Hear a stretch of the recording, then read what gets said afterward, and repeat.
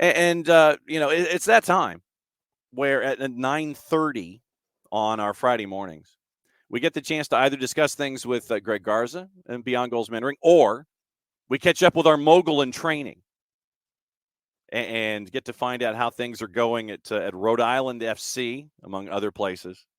And if I've downloaded things correctly, we might have even actually have a bit of a surprise for our guest coming up in short order. And we get to find out how many cups of coffee he's had, all this kind of stuff. So we're going to go ahead and bring the man in. And it's time for the mogul in training, Michael Parkhurst. Righty. Buenos dias. Oh, first off, have you gotten a package yet from Office HD? There it is. There we go, baby. There it is. Thank you very much, senor. Oh, yeah, absolutely. Figured you would enjoy new reading material. Yeah, got your storytelling from some weird dude that wants to write occasionally and write a book. I still think you got a book in you, sir. I really do. Yeah, we'll see. I don't know. I'm not saying no. We'll see. Well, but I mean, it doesn't necessarily have to be about, life in Major League Soccer. It could be about mentoring and, anything that's on your mind, or taking both and blending it into a book. I think your experiences in Major League Soccer and everything that you're doing now with Beyond Goals, I think that you could blend that into an all-encompassing novel, sir, that folks would be flocking to Barnes & Noble to buy, or to Amazon to purchase electronically. You've got the vision, huh, John? You've got the vision.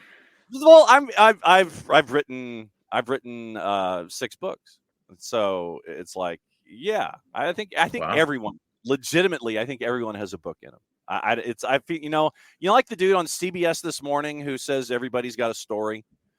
Steve Hartman. It's like he goes into a town, goes to a phone booth, finds the phone book, literally just randomly opens a page, goes like that, goes and talks to that person, and finds out their story. I think everybody's got a book in them. Same way. Well, that's true. Everybody's gone through their journey, and everybody's got that unique perspective on life and what they've been through. So yeah, for sure. Okay. So then let me ask you this, and we could also include the whole idea about building a franchise.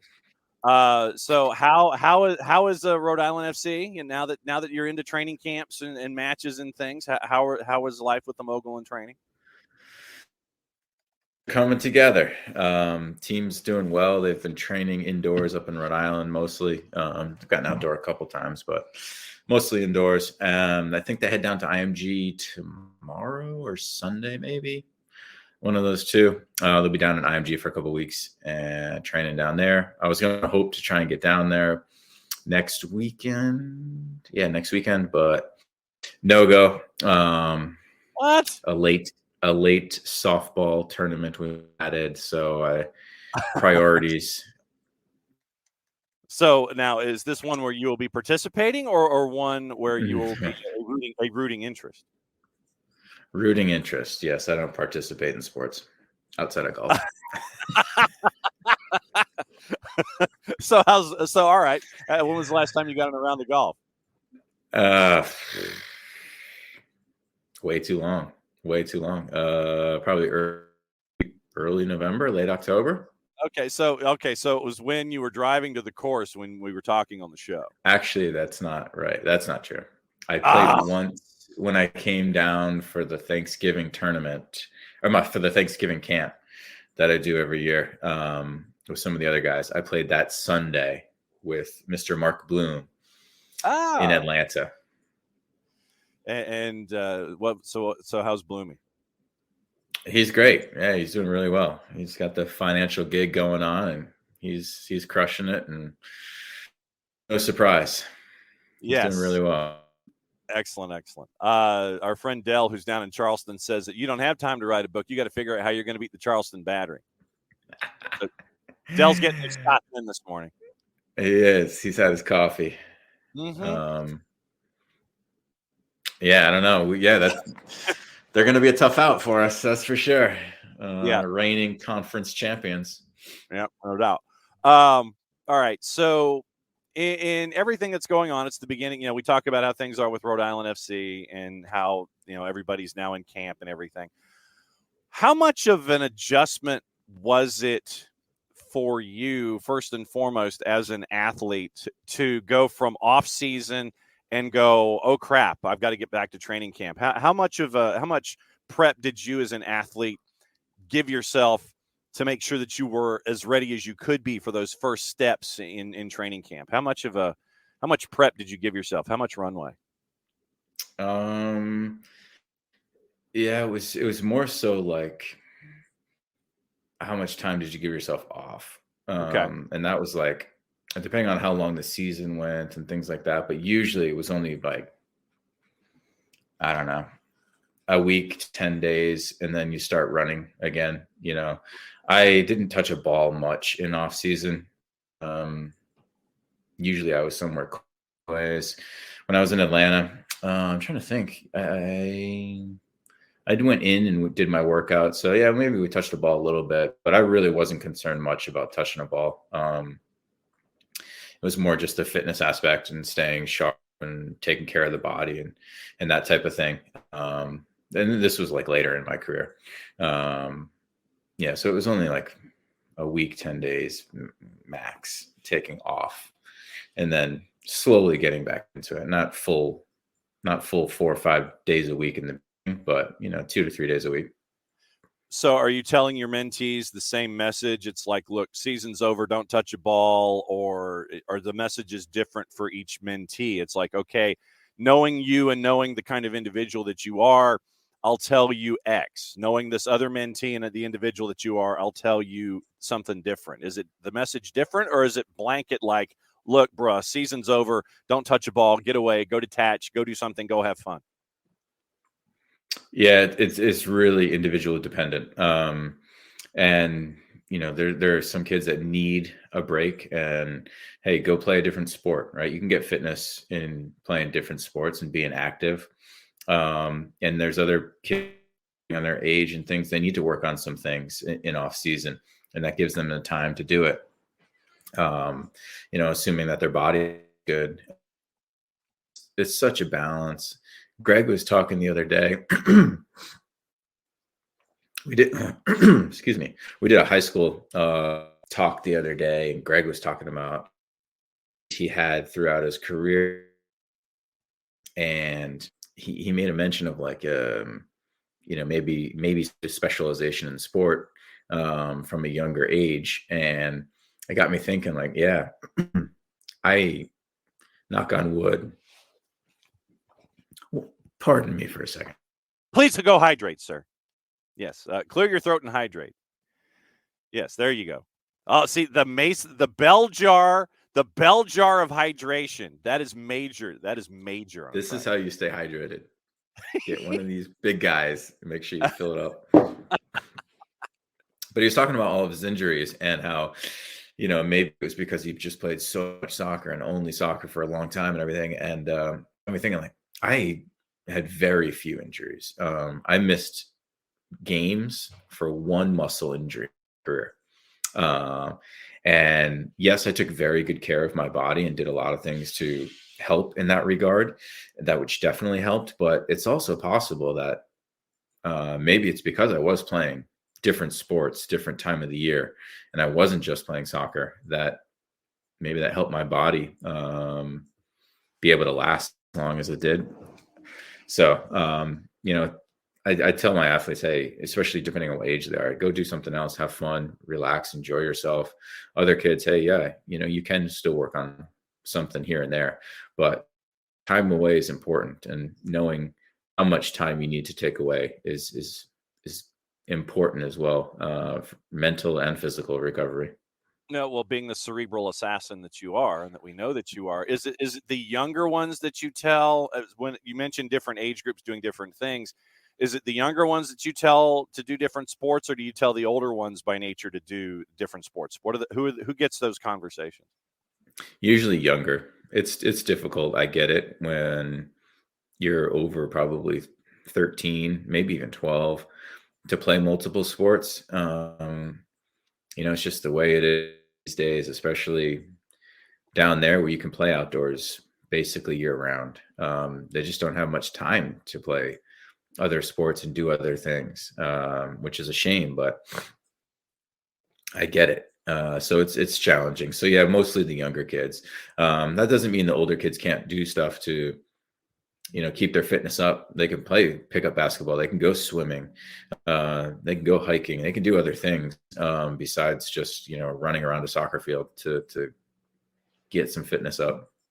So Abby wants to know, what other sports did you enjoy playing when you were a young, impressionable soccer player?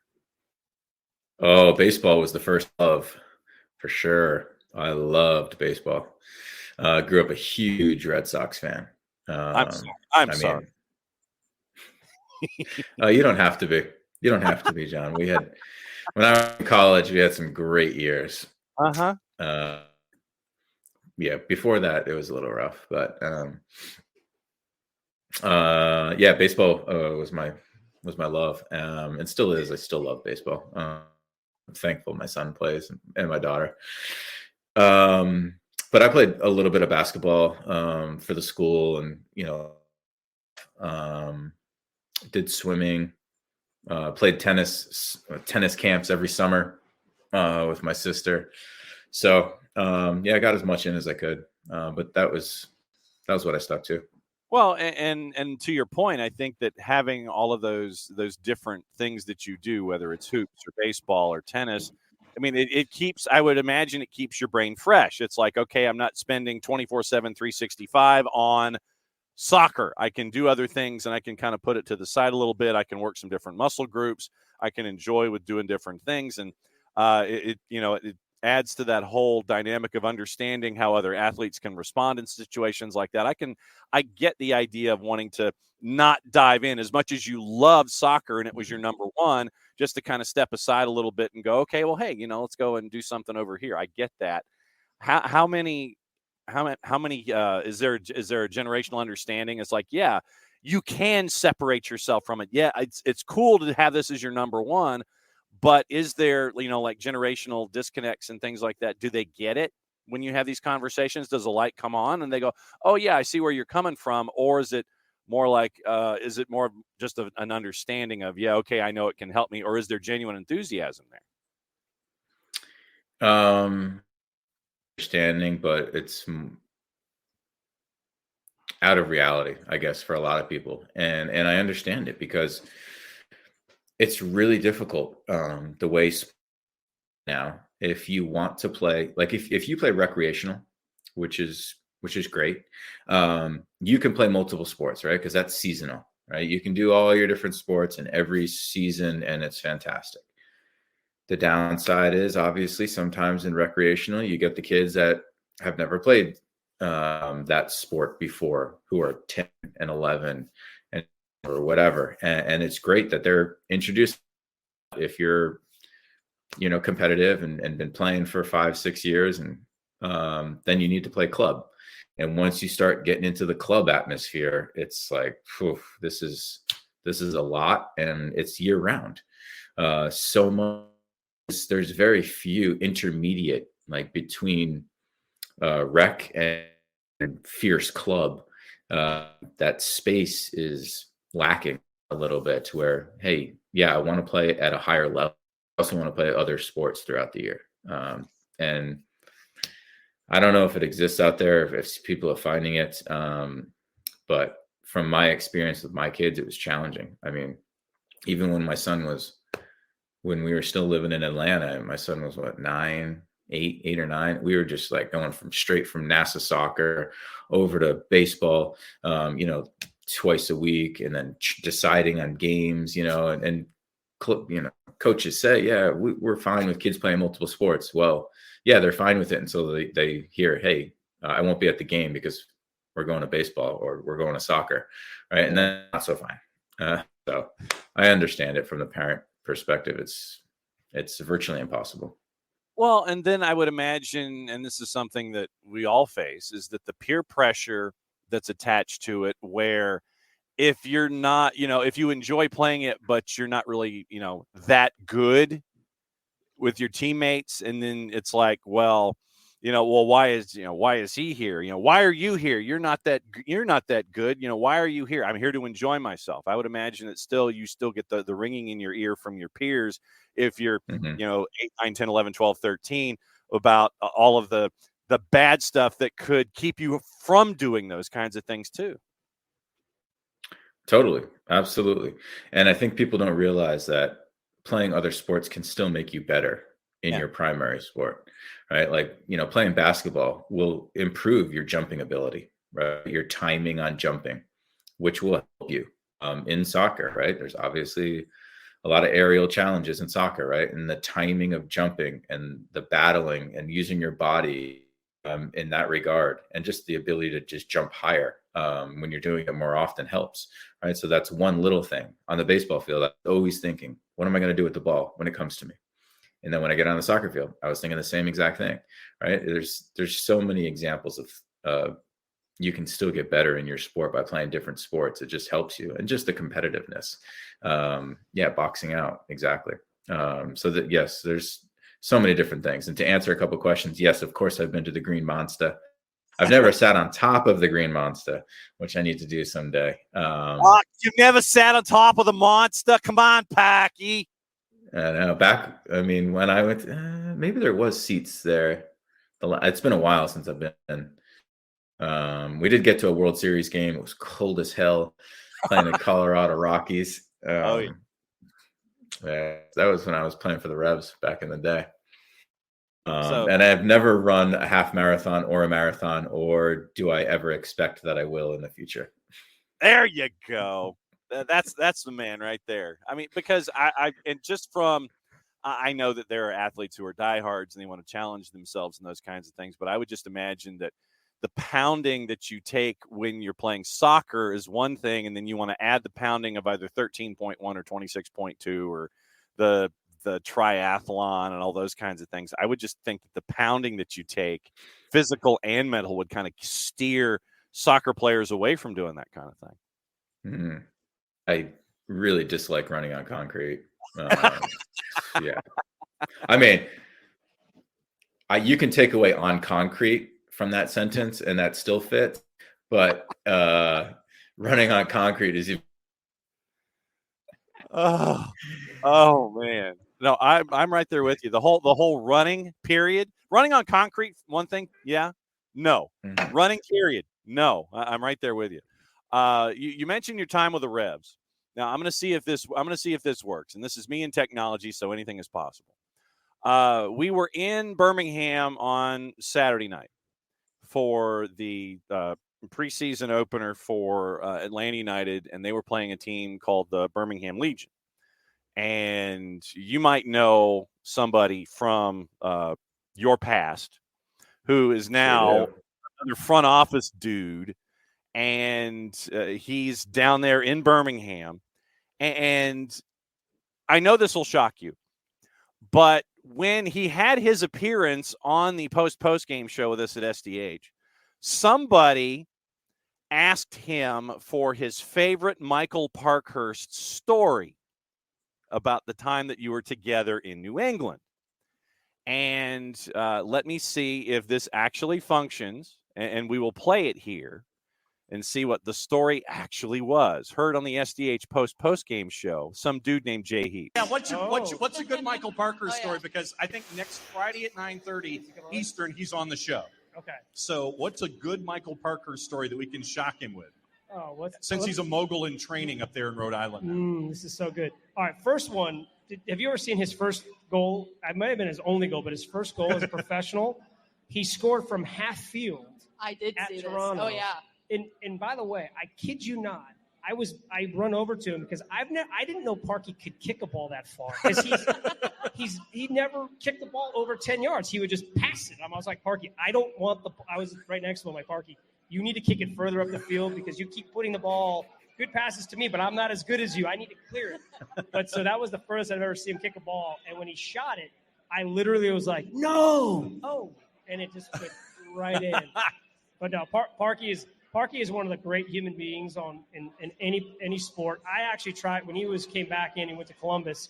I tried like hell to get him to go to New England. It couldn't get him there because he didn't want to play on the turf in New England, so he went to Columbus. But man, what a great guy! I love him. That's a great guy. We're gonna hold that story for Friday next time when he.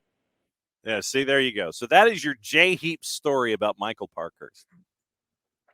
Yeah, Jay's a great guy. He was one of the many veterans in the locker room when I showed up there in New England. And I don't know if I've mentioned on this show, but he helped me a lot when I was getting into USL. Gave him a call a bunch of times to ask him about his experience and being the president and, soccer experience versus front office experience and his getting used to that and everything and his experience down there in Birmingham. And he's right. He was the coach of New England, and I was coming back from Europe. New England still owned my rights. And hey, Jay, I love you, man, but I'm not coming back here right now. So you mentioned he's awesome. Yeah, you mentioned those conversations that you have with Jay about, when you were getting into USL.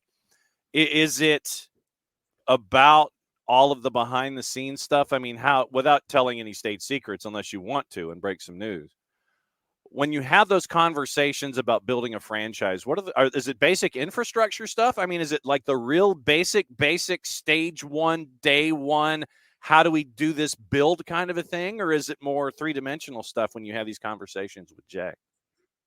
Yeah, I was just asking him, like, he's president down there. I think maybe his title is president and GM. He's definitely president. Yeah. And so, we were in the very early process of everything. Obviously, I had asked him about Kano and what he thought of Kano as a coach and everything. And but then past that, I was like, hey, we're going to have somebody in a dual role, whether it's coach GM or president GM. And I said, when you look in you're a president that came from the soccer world without the business side of things. So you had a game, but no experience really in business, versus you can get a president that comes from the business world, but it's got no experience in soccer. And I was just asking him, like, how did it work for you? Was it okay to get used to? Do you see that? Would you recommend that we get somebody from the business world and teach them the soccer world, or vice versa? Just from his experience of, like, seeing things of other clubs versus his own experience and kind of what with him and their training ground and their facility, how they allocate money. And it's like, there's so many different buckets, not as crazy as MLS, but, housing is a big one in USL and just budget stuff. So I don't know. There's a lot of questions and stuff. And, he was always willing to answer anything I asked. See, now nothing like being a mentee all over again with a mogul and mentor with Jay Heaps. It's totally. Everything comes somewhat full circle in all these kinds of things. Couple of random questions in the minutes that we have left with you. Dell wants to know, since you spent time in Europe, what team or teams do you support in Europe, and do you watch a lot of soccer? I watch a good amount. Not a ton, but a good amount. So I try and catch a couple games on the weekend, and I do watch a lot of MLS. I watch more MLS than I do European soccer. I'll say that. And there's no specific European team. I know it's crazy, but just didn't really grow up with one. Manchester United was the one that was always on TV back then. And I liked Ryan Giggs until a certain time period. Yeah. And then, I don't really support a European team. I follow guys that I know and, national team guys or guys that I played with or something like that. But otherwise, Nordsjælland, who I played for over in Denmark, I follow them, and, Copenhagen when they're playing in Champions League, things like that. Other than that, nope, just watching a watch. When it comes to transfer deadline day, which is something that, it's a national holiday for those who observe. And how nerve-wracking is it, and was it, when the possibility of players, whether you were overseas at Nordstrand or what have you, in the environments that you've been in, when it came to transfer deadline days, what was it like in a locker room knowing that you could either be adding teammates on the fly or losing teammates on the fly? How nerve-wracking were these transfer deadline days in your career? Not really. In my experience, nothing crazy. Northland now transfers a lot of players, especially with their right to dream connection with Ghana. They're getting a lot of players and talent, and they're transferring a lot of players. When I was there, we transferred a couple players in the 4 years I was there, but it was nothing crazy. So, and then in Augsburg, I didn't care coming or going. Like, it just didn't affect me at all. Right. And in MLS, I couldn't even tell you what the deadlines are. The biggest deadline in MLS, especially in my career, was the date that, and I forget the date, but you guaranteed contracts where it was like you were guaranteed until like June or something, but they could cut you then. And so a lot of guys were stressed out about that moment. Not so much getting transferred, but getting cut. So that was the bigger day in MLS back in the day, for sure. Yeah, because the reason I ask is because of now where MLS is and where USL Championship is, frankly, because of what we're seeing with some of the other clubs, Orange County, Lou City, where they're moving players on with their development. You get a situation like we did with Duncan McGuire yesterday and over the last 2 days, where the purple team agrees to a deal with Blackburn. And I tried to introduce folks to the ownership group of Blackburn Rovers and explain to them that they are like chicken magnets. They're kind of like Tysons. And when they were being relegated from the Premier League, the fans at Blackburn were so mad that they smuggled live chickens into Ewood and released them onto the field. That's how mad they got about Blackburn. So Blackburn agrees to this deal with Duncan McGuire and the purple team, 4 + 2.5. He's flying over, and apparently, I don't know if he had in-flight Wi-Fi or not, or if his phone was on airplane mode. But somewhere on the flight over, the deal went in the toilet, and so he's in a Sheffield, England hotel waiting for a deal to happen. His mom unfollows everything Blackburn, and that's not me, by the way, and the deal finally goes through as he's sitting in a Sheffield hotel. That's why I was didn't know if you had experienced anything like that kind of madness, or just got to watch like the rest of us yesterday and go, damn, man, that is not cool. I do remember when I was playing for the Revolution, we had some deadline deals kind of go through where Shalry Joseph and Taylor Twellman both were wanted by European clubs, and they wanted to go, but I don't know if it was the Revolution or MLS or whatever didn't want to sell them, or I don't know what happened, but they didn't end up going. But those were two big ones. Okay. So before you go, what's the latest with Beyond Goals? What are you up to? What are you and Greg doing when it comes to conquering the planet? Doing a bunch of high schools right now. So they're gearing up for their seasons, which some of them are starting today, I think, high school seasons. So we were talking to McEachern and North Bob, and I think we've got Galloway on Monday. A couple others. The Galloway School, yes. So that's busy for right now. For the most part. While we figure out a time where I can get down there and meet up with Atlanta United and go to some of their meet up with them, and so the academy, that is. Excellent. Del, and yes, Del, I love living in Denmark. It was fantastic. Great people, great country. Really expensive. That was the downside. But loved Copenhagen. Awesome city. Can't wait to take kids back. They were born there, so need to show. Well, as always, my friend, it's great to catch up with you. I'm glad the special delivery made it. And when you have 7 seconds to your life, when you actually get the chance to breathe, then enjoy. And once again, thanks for being receptive to adding something to your bookcase. As always, Michael Parkhurst at MF Parkhurst on the 280 character app, and BG Mentoring as well. Thanks for joining us for the Friday Free Kick. We'll catch up with you in a couple weeks, because your season at Rhode Island FC getting closer and closer, and we're going to ask you more about that as things continue to get close, my friend. Be well and have a safe weekend. Thank you. Same to you all. Have a great weekend. There we go. That's Michael Parkhurst. He's a cool dude.